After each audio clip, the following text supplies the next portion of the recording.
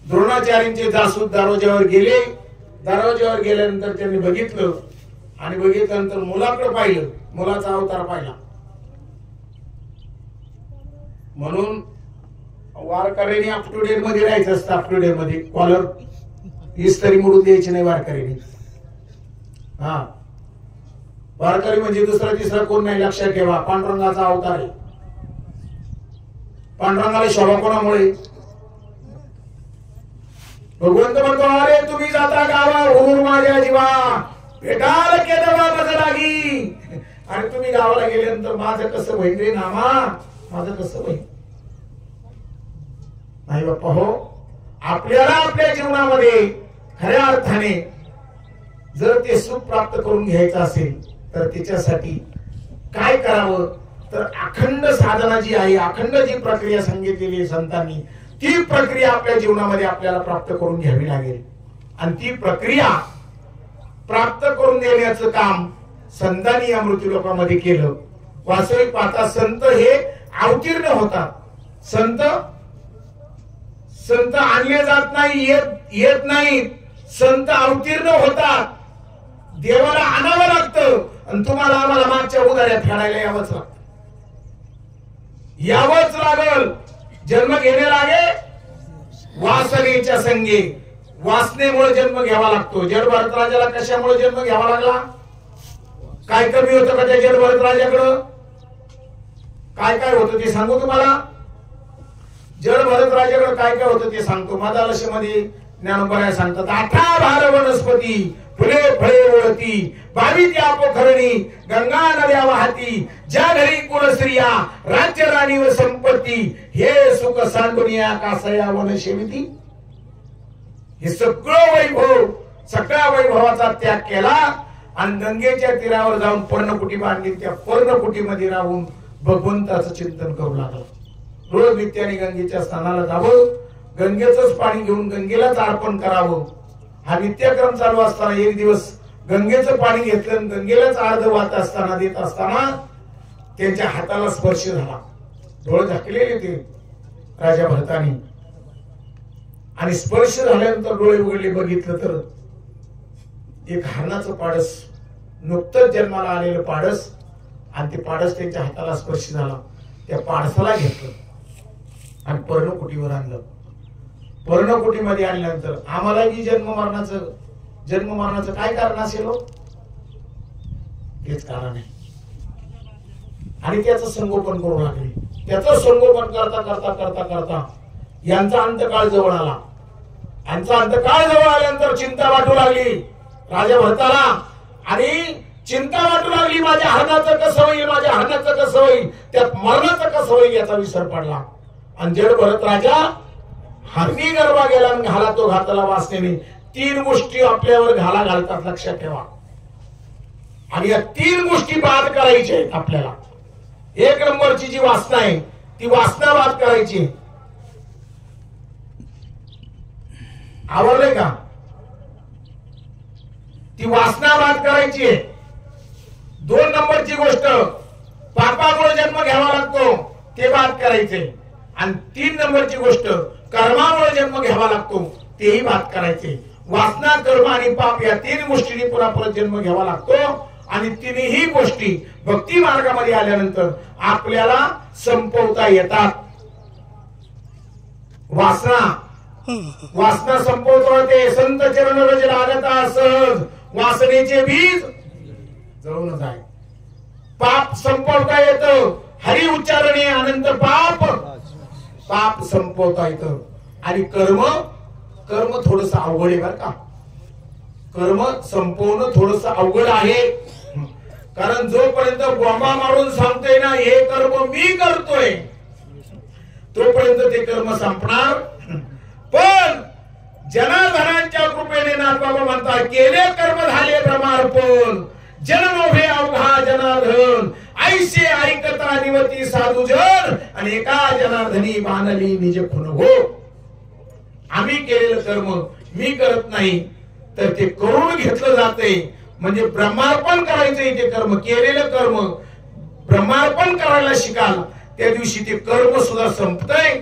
3 गोष्टी संपतात. आणि तिन्ही गोष्टी संपल्यानंतर निव्वळ निरतत्व राहतं. आणि ज्या वेळेला निरतत्व राहतं त्यावेळेला काहीच शिल्लक राहत नाही. नाही बाप्पा हो. आणि जर आम्ही कोणाला धरून राहिलो तर आपला मेळ बसत नाही. हो, संत श्रीपाद बाबा काळ्या कोंबडीचा, काळ्या घारीचा आणि पांढऱ्या घारीचा दृष्टांत द्यायची.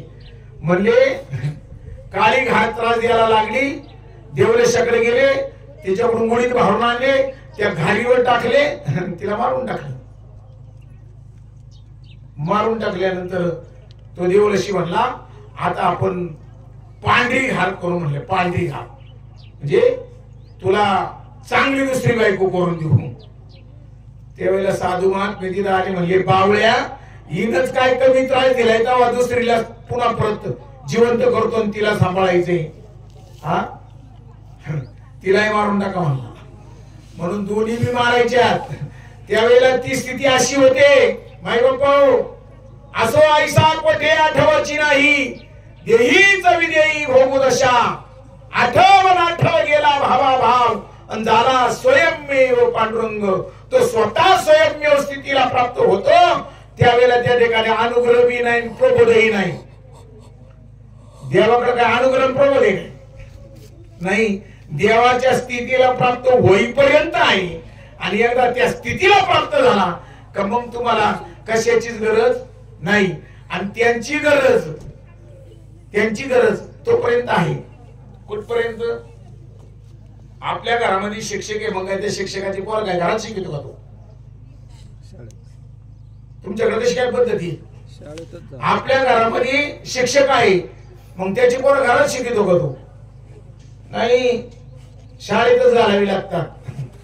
कारण शाळेमध्ये जे संस्कार आहेत, संस्कृती आहे, आचार आहे, विचार आहे, आणि ते मग त्या मार्गधारी वर्तावे, त्या मार्गाने वर्तन करावं लागतं. कारण जरी आपल्या घरामध्ये साधू असला तरी सुद्धा त्यांचं ऐकून बुद्धीचं परिवर्तन होतंय. पण आपल्याला मिळवण्यासाठी ज्ञान बापाने पोराला अनुग्रह देऊ नाही. काय पद्धती आपल्याकडे? बापाने पोराला अनुग्रह देऊ नाही, ते लागू पडत नाही.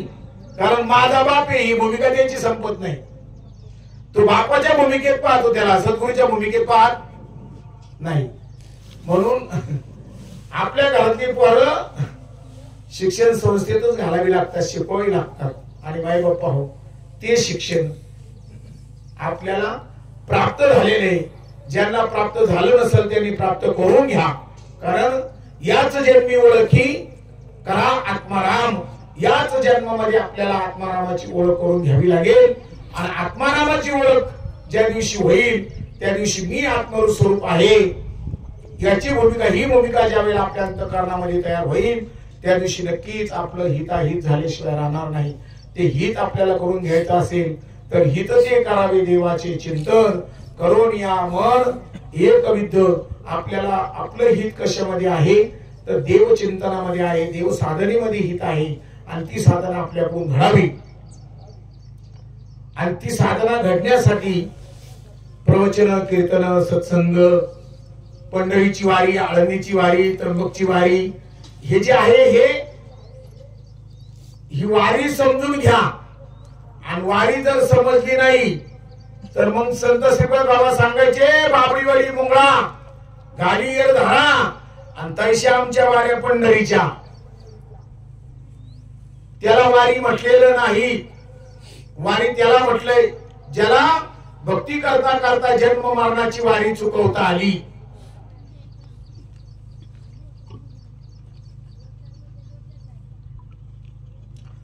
जन्म मरणाची वारी चुकवता आली पाहिजे आपल्याला. आणि ती जन्म मरणाची वारी चुकवण्याची जी प्रक्रिया आहे ती प्रक्रिया आपल्याला संत सांगतात.